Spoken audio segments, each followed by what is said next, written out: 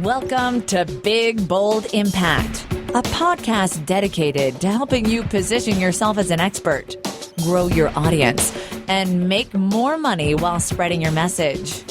Here's your host, best-selling author and marketing expert, David Hooper. Welcome to the Big Bold Impact podcast for bigboldimpact.com.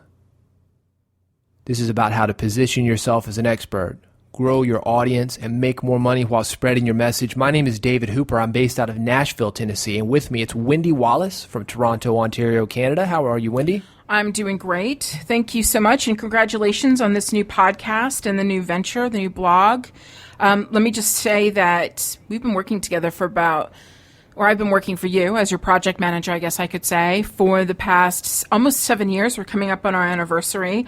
And it's been exciting to watch, you come up with all these different projects and us working with various people. So I know that you're about to take us on a wild and interesting ride with Big Bold Impact. So I'm excited. This is very exciting. I started my company actually in 1995, so I was around 11 years before you came on. Mm-hmm. And I'm more known for my work in the music industry than anything else. And that's kind of how Big Bold Impact came along, because people were seeing a book that I put out for musicians called Six Figure Musician. And we had so much feedback, Wendy, from people saying, this stuff is unbelievable. What you're doing in the music industry would really work for authors, for bloggers, for writers, speakers, for anybody with a message. Why don't you do something for non-musicians? So here we are. Right. Yeah, the book was full of not just like how-to marketing advice, but really we went deep with that. But you wrote it, and I helped you edit it and put it out. But you went deep in terms of really looking at how to position yourself in a unique way and to stand out in your market. Well, let me tell you why. Because I had to do that myself. Because in 1995, I was a college student. I was at the University of Memphis. I was a musician studying music, and eventually got a job during school to help pay for school as, we'll call it a street promoter, which is like it sounds. It's going out on the street. Labels would hire me, publishing companies would hire me, and they would say, pass these CDs out or make some flyers and get people to the shows. We've got a band coming through town. And I was like the low man on the totem pole, and eventually worked my way up to where I've got my own company, musicmarketing.com, and we're getting this kind of reaction from non-musicians even. So let's back up, though. Let's back up. Okay. Let's back up to you back in the 90s, your college days, because you majored in music, thinking that you wanted to be a professional musician. So looking Correct. back in retrospect, does it surprise you that you ended up being, a thought leader in the music industry, but also a respected marketer as well? Or was there a part of you that, even though music was your focus, that maybe that you had some sort of like marketing instinct that was always just there? I think that I did. While I was in high school, for example, all my jobs were sales jobs. I would literally get on the phone and cold call people, and I came from that background. And when I was in school, in college, the way I made money to pay for school before the street promotion thing was I would put little bitty ads in newspapers and magazines, and I would sell what would be known as like information products. I would say, send $5 and I'll send you this brochure, or send a SAISY and $3 and I'll send you information on whatever. I mean, I had various different things that I was doing. And that's actually a funny story, Wendy, because I was getting so much mail. I was operating this little business from my college dorm room. I was so excited to go to college because I finally got my own P.O. box, right? So Right. This is how naive I was. I was running it out of the school. Like, we had our own zip code and post office. It was a big school, about 25,000 students. And I would have to go in and get my mail, and they would be giving me these tubs of mail. And they eventually caught on to it. They said, this guy's... like whatever the thing was, and they would say, well, what is this? I said, oh, that's the name of my band. And so they eventually caught on to it, and that's kind of how I got into the music marketing element When of did it. you, though, when did the point come when you realized that you were going to abandon your dream of being a musician and focus on marketing? Well, the dream, just to backtrack just a little bit, I grew up in Nashville, Tennessee. My very first recording session was when I was 5 years old, if you can believe it, doing like a kid's album, singing on a kid's album. So I kind of grew up around the music industry, just as everybody does here in Nashville. It's kind of like being in Detroit and there are a lot of cars around, you know? I didn't really know about music marketing, but I just kind of happened upon music. It was just what we did. You know, I took lessons from the time I was maybe like 5 years old. So once I got into playing in bands, you have to market yourself. That kind of comes along with the territory. You've got to get people to shows. You've got to sell your stuff. You've got to get people to sign up for the mailing list. And I was just better at that than I was being a musician. I just didn't have the discipline or even the natural talent, I think, for music. I was good, but I wasn't great. So it got to the point where I was thinking, like, well, you know, I kind of like these musicians. I understand it. I grew up in Nashville. I understand the culture. I like to be around the business, but maybe not as a player. And I started being open to other options, and it just kind of happened organically. So in the mid-'90s, you did two interesting things. From 1995 to 1999, there were actually not two, there were three interesting things. From, again, hearing you tell these stories and tell me about your experiences all these years, there's things that stick in my mind. One, in the 90s, in the late 90s, you actually pioneered certain things online. Like you were teaching music marketing online via a membership site. And this is like the time when there weren't a whole lot of websites out there. You also, too, were traveling around North America doing speaking engagements. And also you wrote and self-published a book, all within those 5 years. Do you want to talk about all of that? Yeah, let's talk about the membership site first. First of all, I was the very first non-pornography membership site. Very first. I actually had to go to a company that was handling all the porn sites and saying, like, hey, can I get on here? And they were asking me what I did. I was like, music marketing, I work with musicians. It was kind of funny, but I saw the opportunity there. I saw a lot of opportunity on the internet because of what I was doing with street promotion and because of, strangely enough, the little tiny classified ads gig that I'd gotten in trouble for as a freshman, because I knew about marketing and I knew about getting in front of people and I knew about fan clubs. That's what I knew about with the offline marketing, because that's one of the things that we would try to promote. We would try to not only get CDs out and get people to shows, but also get people involved in fan clubs. I said, wow, what if I could do kind of like a fan club, but instead of like pictures and like a shirt or whatever, I would give people marketing advice, because people at that time, they were asking me about marketing advice. I'd done really well with my band and you know, obviously for other bands as well, because they kept hiring And all me. of these people knew who you were because, or not all of them, but I'm guessing that a large majority of them knew of you because of the speaking engagements and things that you would do. Well, exactly, and that's what I was going to bring up. They didn't know of me. I was just another kid doing innovative things, and I would show it to people, and I figured everybody knew that stuff, but it was based on my marketing background that I brought in with me. I was like, oh, you don't know this stuff? It's pretty obvious in the marketing world, but it wasn't obvious in the music world, okay? Mm-hmm. But one of the things is that people didn't know who I was. It was largely anonymous. People in the music industry did, but maybe not the musicians directly. I was working with like labels. Okay. So in order to get in front of musicians directly, one of the things that I would do would just be I would go around and speak.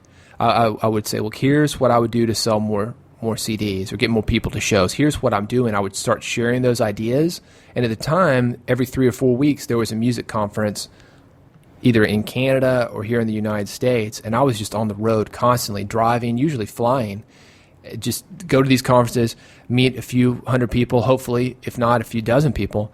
And then I would, go home and I would just start the cycle all over again. I was basically kind of looking for clients. It was me trying to get either people to that membership site or me trying to get people to like hire me on for like a consultancy to run their street promotion for them. So that very first book that you self-published, was that done out of a need to have a product to bring with you when you would go to speaking engagements and you had a product to sell kind of at the back of the room kind of a thing?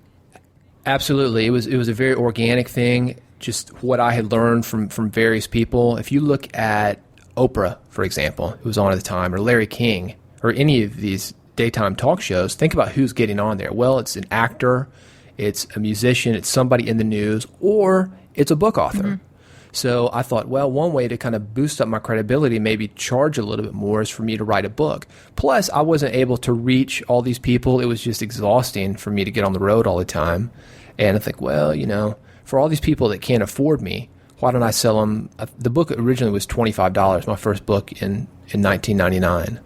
And that's how I got in the book business. So around 2000 then, there you were, you had your online gig, you had your book, you had your speaking engagements, and I'm guessing you were still doing promotion. You also had your own record label. At that time, you were doing music publishing as well. But then you got the idea to do a music conference. So can you briefly talk about why it is that you decided to do it, and also tell everyone what was it like at the peak of the conference? Because you did it for 5 years. So at the peak of its success, what was it like? Like, how big did it get? I guess the question would be. Well, here's why I did it, because I was traveling around to these various locations in the U.S. and Canada, and I'm from Nashville, and I'd had the experiences that we talked about, like growing up around music and being full-time in music. And people were fascinated by that. Nashville's known as Music City, not just country music city, but music city. But a lot of people know us for country, and that was the other reason. So people knew about Nashville, but they didn't know about what was really going on here with the independent music scene. We had a lot of rock and roll stuff, and I was like, well, wait a minute. People seem interested in Nashville, and I'm trying to be an ambassador for Nashville.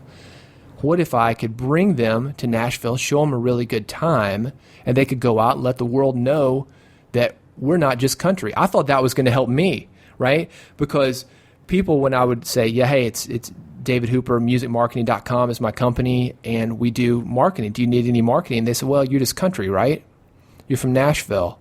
Nope. Mm-hmm. So it was kind of selfish in a way, but I was also really proud of the culture and the heritage that we had here, and I wanted to share that because I really feel that Nashville was doing something right as far as musicians and as far as creative people as well. I was very fortunate to grow up.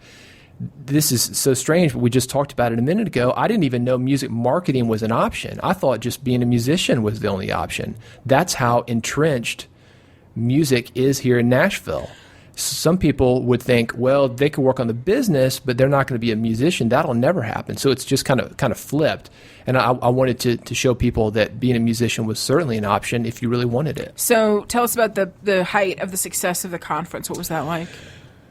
Well, the conference, we had a pretty good start from when I launched it, because people knew who I was. They knew the book, and I had the marketing background, and I knew what people needed for my travels. The height was probably about the third year, and the third year we had basically two different elements of the conference. There's a daytime event where you came and you learned about the music industry with record labels, music publishers, famous singer-songwriters. That was about 2,500 people showed up to that. We took an entire hotel over. But another thing that we did at night, this was all 5 years of this, we would have an opportunity for bands to showcase. They would submit their music ahead of time. We would go through them. And out of all the bands that we submitted, and there were thousands, we submitted, or showcased rather, about 400 acts. We'd take over the city, 20 clubs in the city for about 5 nights, and about 40,000 people for that. So after the 5 years, then you decided to end the conference. So I'm wondering, what was that like, right? Because you had, here was this project that was like all encompassing year after year after year. What was it like to shut it down? And then what did you decide to do next? Well, it was sad because in some ways it was my identity. I'd been known as the guy doing the music conference. And imagine having that many people coming into your city and having an amazing time and going out and writing it on their blogs and telling friends and just being a great ambassador for you and your stuff. So it was a little bit scary.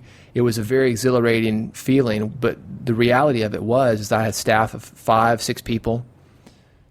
We would have, during the event, about 250 interns from the local music colleges, and we had a lot of work ahead of us for the next year. We would work 51 weeks out of the year to do a 1-week event, And we worked. The conference director, female, she was in her 20s at the time.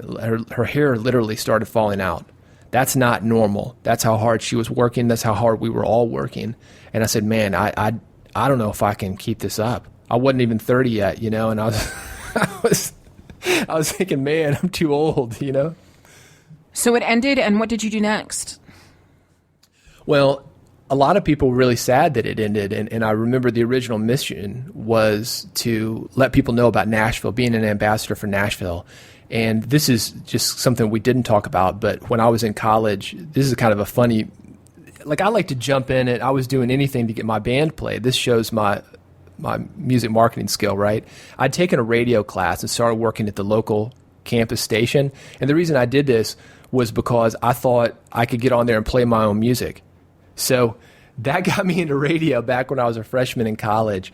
And it just kind of went on from there. And I worked at a station, post-college. I had a little bit of a radio background. I thought back to when I was in my past. And I said, I need to start a radio show. So I did. It's called Music Business Radio. It's still on today. It's syndicated. We're at the #1 independent station here in Nashville. That's where we broadcast from, WRLT in Nashville. And Wait a minute, though, because you kind of glossed over that story. I think it was kind of impressive that you got the idea to do a radio show. Thankfully, you'd had obviously some college experience doing radio, but you got this idea and you actually went to the radio station and pitched them that idea. Who does that? So do you want to talk a little bit about I did. That? Yeah, sure. I mean, again, my idea was to go out and to be an ambassador for Nashville. And I knew that if we could syndicate a show, and we said broadcasting from the epicenter of the music business universe, Nashville, Tennessee, this is music, business, radio. And if that could go out on the airwaves everywhere, I thought that was going to be really, really good for the city. And it was a way for me to sit around and not have to work 51 weeks out of the year to do it for one. So when I went to the local independent station, the #1 independent station, WRLT, I said, hey, man, you guys are here in Nashville. You're killing it.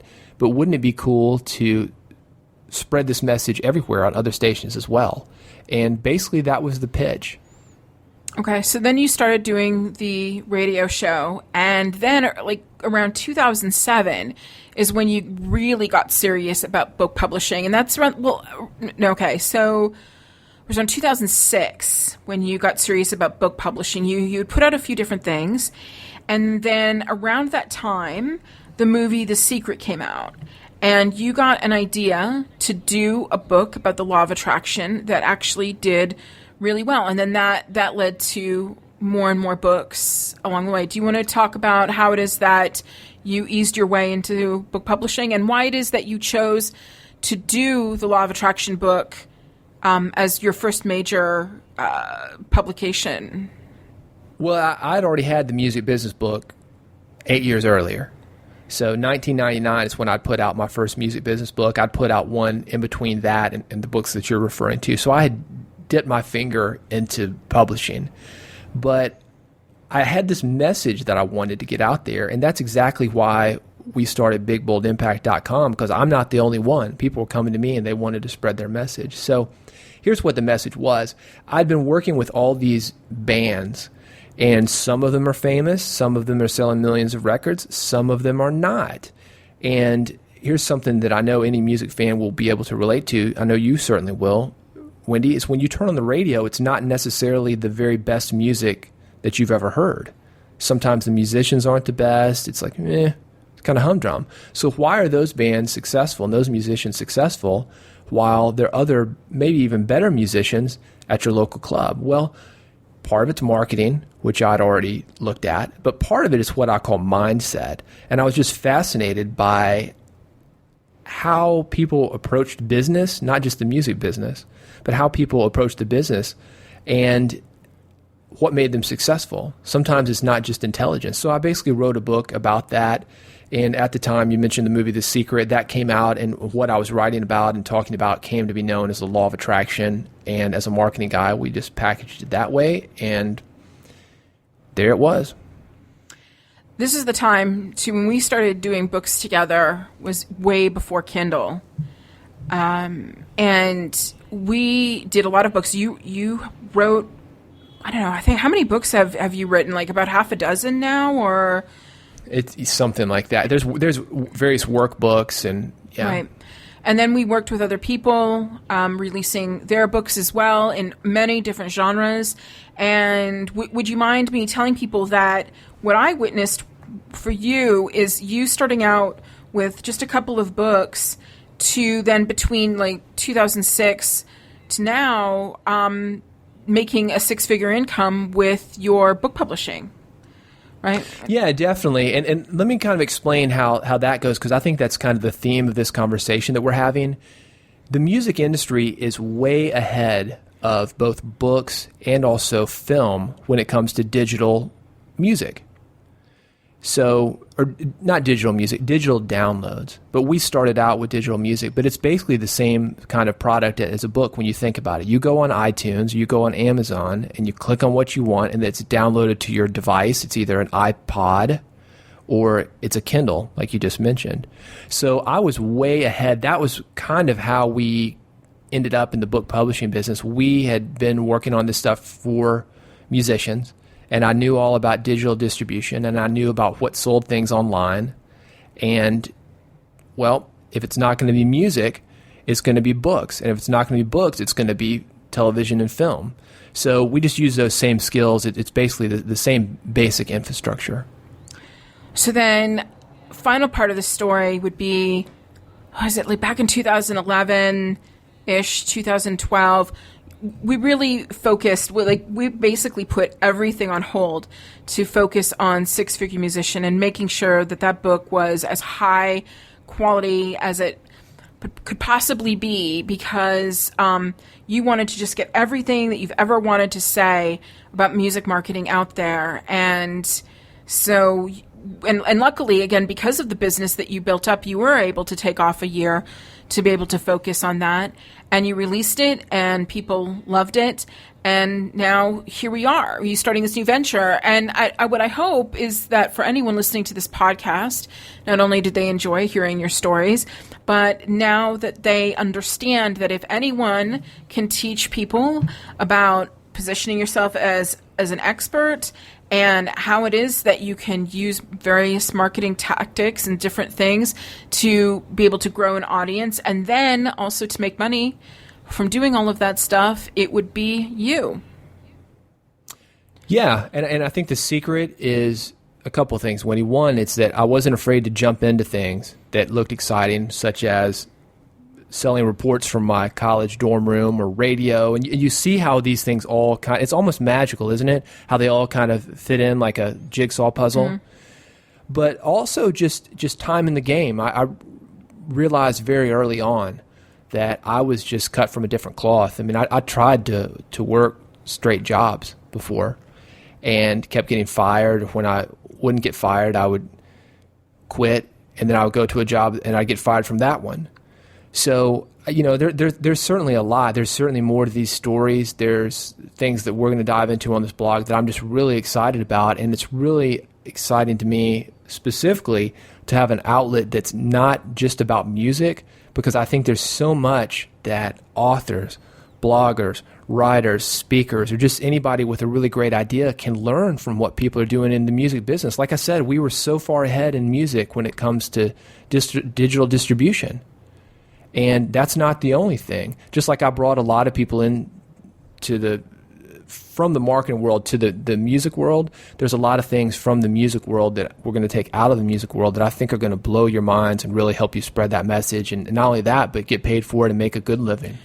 Right. So we're going to wrap up this podcast, but promise that in the episodes that are upcoming that we're going to get into very specific topics and answer questions and really hopefully teach so that anyone who's listening to this will come away with some ideas that they can implement and help them get closer to achieving their goal.